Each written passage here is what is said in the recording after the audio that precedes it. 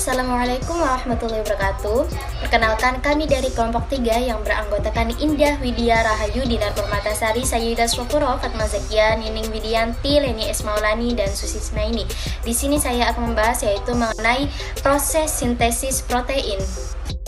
Sintesis protein atau biasa kita sebut dengan biosintesis protein merupakan proses pembentukan partikel protein yang di dalamnya melibatkan sintesis RNA yang dipengaruhi oleh DNA. Dalam proses sintesis protein, molekul DNA menjadi sumber pengkodean asam nukleat untuk menjadi asam amino. Pada tahap sintesis protein terdapat 2 tahap, yaitu transkripsi dan translasi. Transkripsi adalah proses pencetakan RNA oleh DNA. RNA yang terbentuk dibedakan menjadi 3, yaitu yang pertama ada tRNA, yang kedua ada mRNA, dan yang ketiga ada rRNA. Urutan asam amino akan ditentukan oleh basa nitrogen yang menempel di rantaian mRNA. Transkripsi juga terdiri dari 3 tahapan. Yang pertama itu ada inisiasi yang artinya permulaan, yang kedua ada elongasi yang artinya pemanjangan, dan yang ketiga ada terminasi yang artinya pengakhiran. Contohnya seperti bisa kita lihat pada gambar di samping. Translasi adalah penerjemahan kode genetik RNA menjadi urutan asam amino. Pada tahap ini akan disintesis polipeptida menggunakan kode genetik dari mRNA di dalam ribosom oleh tRNA dengan bantuan enzim sintetase tRNA amino asli. Translasi juga terdiri dari 3 proses seperti transkripsi, yaitu inisiasi, elongasi translasi, dan terminasi translasi. Selanjutnya, saya akan menjelaskan mengenai proses terjadinya sintesis protein. Berikut adalah videonya.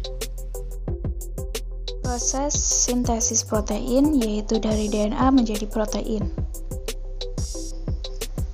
Berikut adalah sel, yaitu unit dasar dari semua jaringan makhluk hidup. Dalam kebanyakan sel manusia, ada struktur yang disebut nukleus, yang berisi gen. Pada manusia, gen dibagi menjadi 23 pasang kromosom. Setiap kromosom mengandung untaian panjang DNA yang tersusun erat di sekeliling protein yang disebut histon. Dalam DNA ada bagian yang disebut gen. Gen-gen ini berisi petunjuk untuk membuat protein. Ketika gen diaktifkan, enzim yang disebut RNA polimerase menempel pada awal gen, bergerak di sembayang DNA dan membuat untaian mRNA. Dari basa kosong yang ada di dalam nukleus, kode DNA menentukan urutan basa kosong yang akan ditambahkan ke mRNA. Proses ini disebut transkripsi.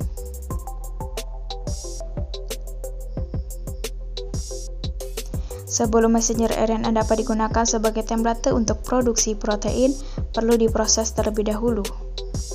Ini melibatkan menghapus dan menambahkan bagian dari RNA.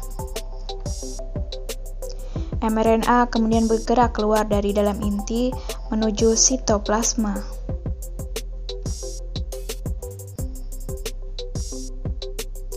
Pabrik protein di dalam sitoplasma disebut ribosom mengikat mRNA.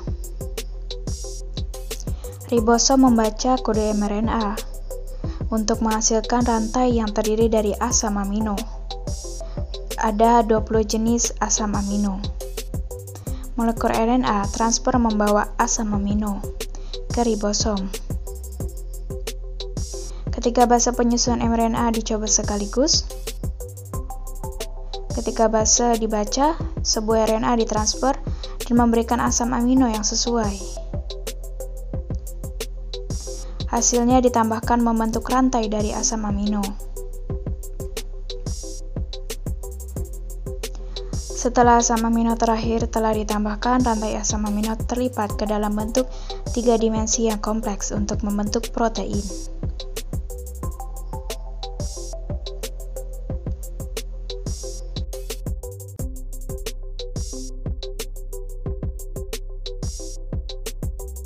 enzim yang berperan pada proses sintesis protein. Yang pertama yaitu enzim helikase, enzim yang berperan untuk melepaskan ikatan hidrogen dan basa yang terdapat pada rangkai DNA. Yang kedua yaitu DNA helikase, enzim yang berperan untuk membuka rantai ganda DNA induk. Yang ketiga yaitu enzim primase, enzim yang membentuk primase segmen pendek dari RNA sebagai pemula untuk terjadinya sintesis protein. Yang keempat yaitu enzim ligase, enzim yang menghubungkan segmen-segmen Okazaki sehingga terbentuk salinan DNA baru.